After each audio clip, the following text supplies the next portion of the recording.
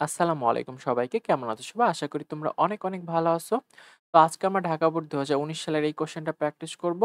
তো এই ক্লাস থেকে তোমরা কি, কি শিখতে পারবা? এখানে আমরা প্রত্যেকটা কোয়েশ্চেন ডিপলি এক্সপ্লেনেশন করব এবং তোমরা এক্সাম হলে কিভাবে এগুলো খুব দ্রুত কম সময়ে সলভ করবা, এই বিষয়গুলো তোমরা এই ক্লাস থেকে জানতে পারবা। তো চলো কথা না বাড়িয়ে আমরা ক্লাসটা শুরু করি। তো এটা সলভ করার জন্য আমাদের ১ম এ দেখতে হবে প্যাসেজে কি ধরনের টেন্স ইউজ করা হয়েছে। অর্থাৎ আমাদের সম্পূর্ণ প্যাসেজটা ১ থেকে ২ বার আমরা রিডিং পড়ব। তারপর আমরা দেখব যে এখানে কি ধরনের টেন্স ব্যবহার করা আছে। ঠিক আছে? এরপরে সাবজেক্ট, সিঙ্গুলার, প্লুরাল এইগুলো আমরা বিস্তারিত দেখব।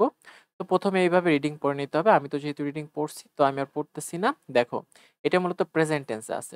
এবং মাঝে, মাঝে দেখা যায় যে মানে প্যাসেজের মধ্যে কোনো একটা পাস্ট টেন্স থাকতে পারে, ফিউচারও থাকতে পারে। বাট সব ক্ষেত্রে বেশি দেখা যায় প্রেজেন্ট টেন্সের ইউজটা। তো এখানে আমরা টেবিল থেকে বিস্তারিত দেখি। তো আমাদের দেখো এ নাম্বারে কি আছে? Cricket is a popular game. Both the young and the old gate pleasure from this game. এটা একটা পপুলার গেম। এখান থেকে ইয়ং এবং ওল্ড বৃদ্ধ যারা আছে সবাই একটা প্লেজার পায়, শান্তি পায়, তাই না? তো দেখো, আমাদের মূলত এখানে সাবজেক্ট আছে, এখানে ভার্ব আছে। তো আমাদের এইখানে সাবজেক্টটা দেখে এইখানে ভার্বটা লিখতে হবে, তাই না? তো আমাদের যেহেতু প্রেজেন্ট টেন্সে আছে তার মানে এখানে দেখতে হবে সাবজেক্টটা সিঙ্গুলার আছে নাকি প্লুরাল আছে। তো দেখো এখানে both the young and the old আছে, তাই না? দ্য ইয়ং আলাদা একটা ব্যক্তি বলতে পারো, দ্য ওল্ড আলাদা, তাই না? তার মানে এখানে একটা দুইটা সাবজেক্ট আছে, বথ এবং অ্যান্ড দ্বারা যুক্ত, তাই না? তো এরকম সাবজেক্ট থাকলে এই সাবজেক্টকে আমাদের মূলত প্লুরাল ধরতে হয়। ওকে? সাবজেক্টটা যদি প্লুরাল হয় তাহলে এই সাবজেক্টের পরিবর্তে আমরা দে বসাইতে পারি অ্যাজ এ প্রোনাউন হিসেবে, তাই না? তো আমাদের এখানে কয়েকটা রুলস আছে। জাস্ট এই কয়টা রুলস তোমরা যদি ফলো করতে পারো এখান থেকে ৩ থেকে ৪ টা কোয়েশ্চেন ইজিলি সলভ করতে পারবা। তো আমরা একটু দেখি। মূলত দেখো, প্রেজেন্ট ইনডিফিনিট টেন্সে সাবজেক্টটা যদি আমাদের থার্ড পারসন সিঙ্গুলার হয়, মেইন ভার্বের সাথে এস বা যুক্ত করতে হয়। অর্থাৎ এখানে যদি আমাদের তোমার হি বা শি থাকতো তাহলে এখানে আমরা সিম্পলি মানে গেটস করে দিতাম, তাই না? তো এখানে যেহেতু আমরা দেখতে পাচ্ছি প্লুরাল তার মানে আমাদের এই রুলসটা এপ্লাই হবে না এখানে। এবং ব্র্যাকেটে বিও থাকতে পারে, এখানে বি থাকতে পারে। তাও বি থাকলে কি হয়, আমাদের অ্যাম ইজ আর ওয়াজ দিতে হয় সাবজেক্ট অনুযায়ী, তাই না? এই বিষয়টা মাথায় রাখতে হয়। আর কি, প্রেজেন্ট ইনডিফিনিট টেন্সে সাবজেক্টটা যদি প্লুরাল হয় তাহলে মেইন ভার্ব যেমন আছে তেমনই থেকে যাবে। তো এখানে যেহেতু সাবজেক্টটা প্লুরাল তার মানে মেইন ভার্ব আমাদের যেমন আছে তেমনই থেকে যাবে। সিম্পল। জাস্ট তোমরা এই ৩ টা রুল যদি ভালোভাবে মনে রাখতে পারো তাহলে এইখান থেকে ৩ থেকে ৪ টা কোয়েশ্চেন ইজিলি সলভ করতে পারবা যেকোনো বোর্ড কোয়েশ্চেনের। তো তারপরে দেখি আমাদের কি আছে। In fact cricket dash called the gentleman's game. তো এখানে বলা হয়েছে ইনফ্যাক্ট প্রকৃতপক্ষে মানে ক্রিকেটকে ভদ্রলোকের খেলাও বলা হয়, তাই না? তো এইখানে দেখো ক্রিকেটকে ভদ্রলোকের খেলা বলা হয়। তো এটা বলে কারা বলে? আমরা বলি, তাই না? তো এইজন্য এখানে ক্রিকেটটা হলো আমাদের মূলত ইনঅ্যাক্টিভ সাবজেক্ট। তো সাবজেক্টটা যখন ইনঅ্যাক্টিভ হয় তখন আমাদের প্যাসিভ ভয়েসে করতে হয়। আর তোমাদের দেখা গেছে প্রায় 90 থেকে 95% আমাদের মূলত প্রেজেন্ট ইনডিফিনিট টেন্স থেকে আসে। ঠিক আছে? অর্থাৎ ইনডিফিনিট টেন্স থেকে আসে। তো এখানে দেখো ৩ টা আমাদের আছে। ৩ টা মনে রাখলে তোমরা অনেকগুলো কোয়েশ্চেন সলভ করতে পারবা। সংক্ষেপে ইনডিফিনিট টেন্সে প্যাসিভ মানে এটা আমাদের প্রেজেন্ট, পাস্ট, ফিউচার হইতে পারে। এইটাও সেম কন্টিনিউয়াস মানে প্রেজেন্ট, পাস্ট, ফিউচার এগুলো হইতে পারে, তাই না? তো ইনডিফিনিট টেন্সের রুলসটা হলো সাবজেক্ট, তারপরে আমাদের দিতে হয় বি ভার্ব, তারপরে ভি থ্রি। এটা একটু মনে রাখো। এরপরে বাই থাকে এবং থাকে না। দেখো এখানে বাইটা উচ্চ আছে। এবং কন্টিনিউয়াস টেন্সে কি হয়? বি ভার্বই থাকে, তারপরে বি থ্রি এর মধ্যে একটা বিং দিতে হয়। এটা মনে রাখবা। আর আমাদের পারফেক্ট টেন্সে কি? হ্যাভ ভার্ব অর্থাৎ সাবজেক্ট অনুযায়ী আমাদের হ্যাভ, হ্যাজ, হ্যাড দিতে হয়। এরপরে বিন, তারপরে বি থ্রি। জাস্ট এই ৩ টা রুলস থেকে আমাদের ৩ গুণ ৩ প্রায় ৯ টা রুলস কিন্তু সলভ হয়ে যায়, তাই না? তো এখানে তোমাদের তো বললাম যে সবথেকে বেশি আসে আমাদের মূলত মানে ইনডিফিনিট টেন্স থেকে আসে। তো এটা তোমরা সংক্ষেপে যদি এখানে দেখো মেইন ভার্ব আছে তাহলে আমাদের মূলত এ নাম্বার থেকে অ্যান্সার করবা। তো যেহেতু এটা আমাদের প্রেজেন্ট টেন্সে আছে তারপরে আমরা কি করব? সাবজেক্ট আছে ক্রিকেট, বি ভার্ব লাগবে। বি ভার্ব আমাদের কি জানি? বি ভার্ব অ্যাম, ইজ, আর, তাই না? তো ক্রিকেটটা সিঙ্গুলার দেখে এখানে ইজ হবে আর সিম্পলি ভি থ্রি হবে। তো কলের সাথে হবে কি? কল্ড। সিম্পল। এইভাবে তোমরা এগুলা প্র্যাকটিস করবা।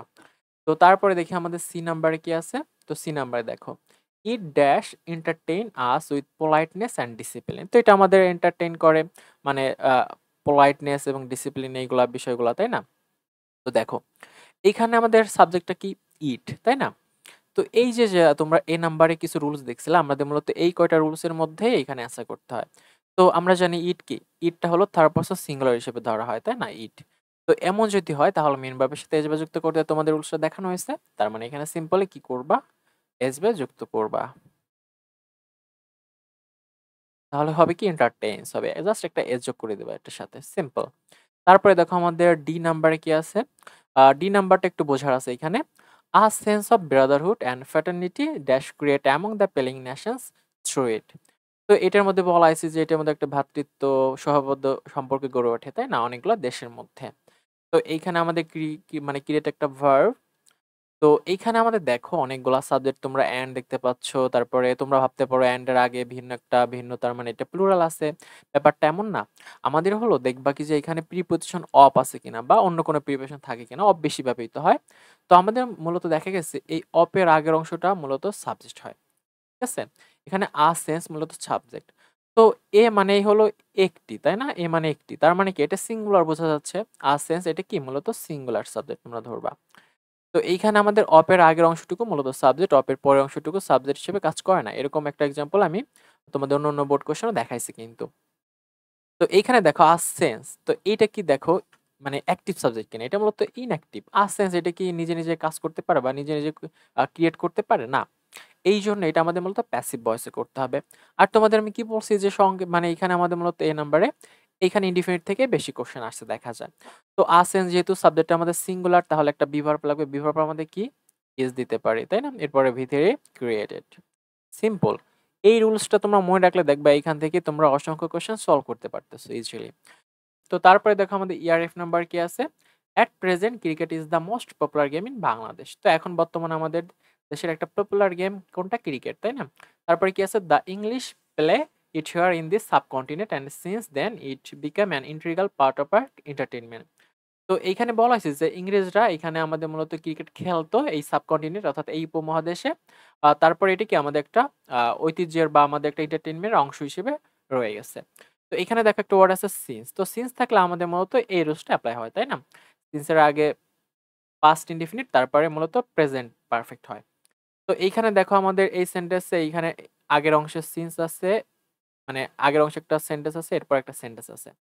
তো এইখানে আমাদের দেখো দ্য ইংলিশ সাবজেক্ট। তো এখানে সিঙ্গুলার, প্লুরাল এই বিষয়গুলো আসবে না। অর্থাৎ আমাদের পাস্ট টেন্সে হইলে এখানে এই রুলসটা এপ্লাই হবে না। সিম্পল মনে রাখবা তোমরা। তো এখানে একটু ব্যাপারটা মানে বোঝার ট্রাই করো। The English play it share অর্থাৎ এখানে তারা খেলতো, তাই না? এখানে বোঝা যাচ্ছে যে এটা পাস্ট টেন্স আছে। তার মানে এখানে সিম্পলি তোমরা ভি2 তে করবা। অর্থাৎ কি হবে আমাদের অ্যান্সার? পেইড হবে, হ্যাঁ? এরপরে কি আছে? সিন্স দেন ইট। তো ইটটা হলো আমাদের সিঙ্গুলার। তো আমাদের প্রেজেন্ট পারফেক্ট টেন্সের রুলসটা হলো সাবজেক্ট, হ্যাভ, হ্যাজ, তারপরে ভি3, তারপরে এক্সটেনশন। তো আমরা জানি ইটের পরে আমাদের মূলত হ্যাজ বসে, ঠিক আছে? Has singular. এরপরে বিকাম আমাদের একটা বিষয় দেখো তোমরা জানো কনজুগেশন অফ ভার্বে বিকেম এটা আমাদের ভি অন, তারপরে বি বিকেম এটা আমাদের ভি2, আর ভি3 হলো বিকাম, হ্যাঁ? অর্থাৎ এখানে ভি অন আর ভি3 কিন্তু সেম। অর্থাৎ এখানে ভার্ব যা আছে তাই আমাদের থেকে যাবে। তোমরা এই ভার্বগুলো কনজুগেশন অফ ভার্ব থেকে ভালোভাবে আয়ত্তে নিয়ে আসতে পারলে এখানে ভুল হবে না আশা করি। তো এটা ছিল আমাদের ইআরএফ নাম্বারটা। তো তারপরে দেখো আমাদের জি নাম্বারে কি আছে? এইটা অনেক সহজ। দেখো, our team consist of skilled player. তো আমাদের বলছে যে আমাদের টিম গঠিত হয় দক্ষ প্লেয়ার দ্বারা। তো এইখানে দেখো এই যে সেম সেম রুলসটা তোমাদের এপ্লাই করতে হবে। অর্থাৎ আমাদের এখন দেখতে হবে সাবজেক্টটা সিঙ্গুলার নাকি প্লুরাল। তো আওয়ার টিম মূলত এটা আমাদের সিঙ্গুলার সাবজেক্ট, ঠিক আছে? তো সিঙ্গুলার সাবজেক্ট হইলে আমাদের কি করতে হয়? ভার্বের সাথে এস বা যুক্ত করতে হয়। তো কনসিস্ট আছে যেহেতু মেইন ভার্ব, তার মানে এখানে হবে কি কনসিস্ট, ঠিক আছে? জাস্ট একটা এস যোগ করতে হবে। এখানে একটা এস যোগ করবা, শেষ। তো এরপরে কি আছে? দেখো এস নাম্বার এটা আরো সহজ। They already show their performance in several matches. তো অলরেডি তারা কিছু ম্যাচে তাদের পারফরম্যান্স দেখাইছে। তো একটা রুলস আমাদের এখানে মনে রাখতে হবে, সেন্টেন্স যদি আমাদের recently, already, just now, lately, yet, still এগুলো থাকে তাহলে অর্থাৎ এই অ্যাডভার্ব গুলো থাকে তাহলে আমাদের মূলত প্রেজেন্ট পারফেক্ট টেন্সে অ্যান্সার করতে হবে। এখানে অলরেডি আছে তার মানে প্রেজেন্ট পারফেক্ট সিম্পল অ্যান্সার করবা। তো দেটা আমাদের সাবজেক্টটা প্লুরাল। তো আমরা জানি প্লুরাল সাবজেক্টের পরে হ্যাভ বসে, সিঙ্গুলার সাবজেক্টের পরে হ্যাজ বসে। এখানে তাহলে দের জন্য আমরা এখানে কি আনবো? হ্যাভ নিব। এরপরে শো আছে, শো হয়ে যাবে বি3 শোন, হ্যাঁ? অর্থাৎ দে already have shown their performance in several matches. এটা হলো আমাদের কারেক্ট অ্যান্সার। এরপরে দেখো আই আর জে নাম্বার আমাদের একসাথে।